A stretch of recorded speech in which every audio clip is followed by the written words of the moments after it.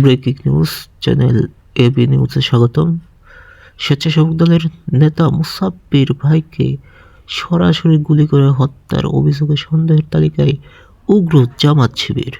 সন্দেহের কারণ, একদিন আগে মুসাব্বিরের কর্মীর সাথে জামাতিদের কথা কাটাকাটি হয়েছিল। বিএনপির ও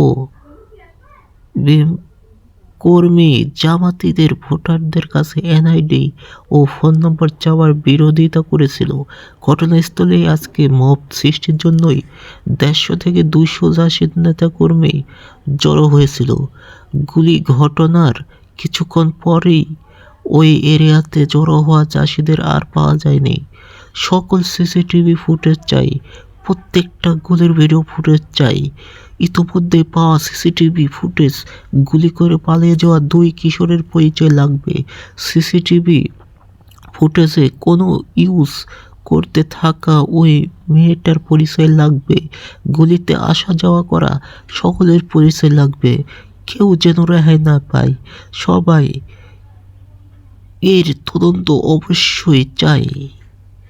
আজকের মতো এ পর্যন্তই। আগামীতে আবারও অন্য কোনো নিউজ নিয়ে চলে আসবো।